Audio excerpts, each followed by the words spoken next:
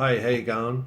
So we're back again, and we're going to talk about the shutter priority mode, which is the S mode on the dial.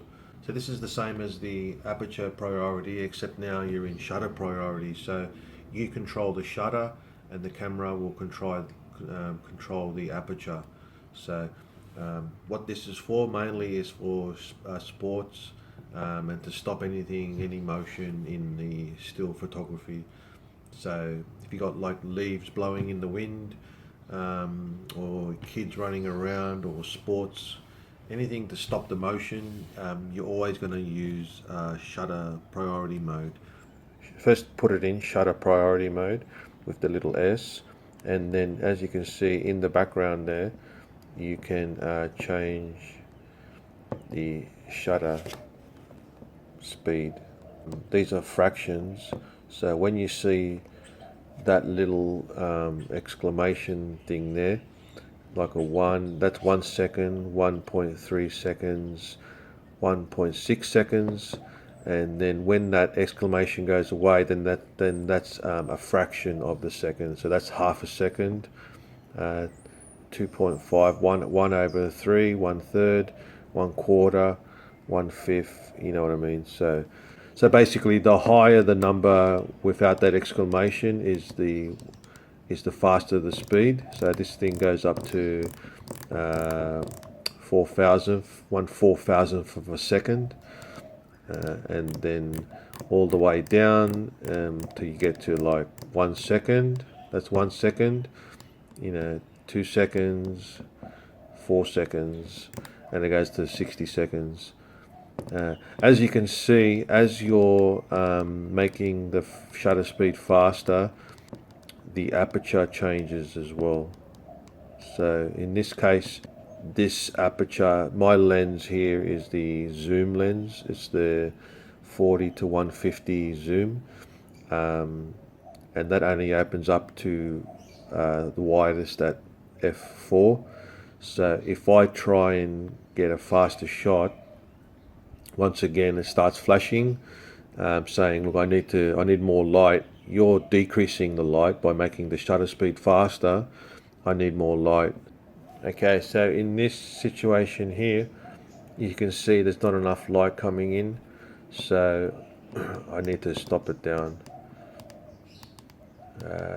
And then at the best speed to capture the best exposure there, in this situation, I would be at 500, say at 1/400th of a second. If I keep stopping down, you'll notice that the aperture increases. So now there's too much light coming in because I'm giving it a lot of second. I've given it 1 full second of light coming in. So the camera says, well, that's too much. I need to shut down the aperture. So that's why the aperture went to f8, and then f9, f10. So the slower I go with the aperture, the more it wants to stop down. And also what will happen is it'll play around with your ISO as well there. So if it's on auto, ISO auto. So I'll show you, if I increase to 20 seconds, then it's saying the ISO it's out of reach. So if I want to increase, see there, I've gone to 1/8 of a second, and it's now ISO 500 already. So it needs more light, so the ISO increases. There's the 3 factors again in play. Ideally ISO 200 is the best there, so that would be the best shot for me at 1/40th of a second. Now if I want to capture something in motion, 1/4 of a second, that's just gonna not stop anything. I mean, you need at least 250th to stop something, just someone walking. So that's the trade-off. So in that case, you'll need to increase it and lose out on your ISO. so I need more speed. So ISO 5000, ISO 8000, and then it doesn't even know what it's doing after that. So that's the trade-off. So when you're, say, doing birds in flight, or when you want to, capture sports, you really need good lighting so you can get a higher shutter speed. There are some cheat sheets out there you can just download. This one's a really good one that I found from some magazine.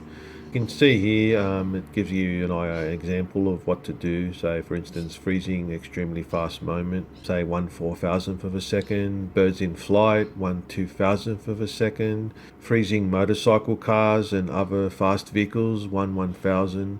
So you can go through the list here and get an idea of what's going on. There's also another technique that I showed you in another video called panning. That's when you move the camera from left to right or right to left, and you follow the subject, and then the background is blurry.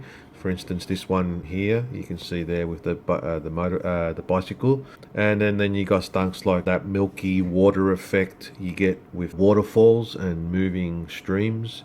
1 second or slower will get you like that creamy, milky effect on flowing water. And so the most popular ones are, for instance, birds in flight, 1/2000th or higher. Stopping people in the street, you're looking at 1/250th of a second. Now another thing with shutter speed is you want to, so if you want to like a sharp shake 3, no handshake solution, the rule of thumb says, so when holding your camera, the shutter speed should match or exceed the focal length. So if I'm at 40 millimeters there on my lens, then my shutter speed should be 1/40th of a second or higher, and that guarantees that when you do take a photo handheld, the little bit of motion in your finger you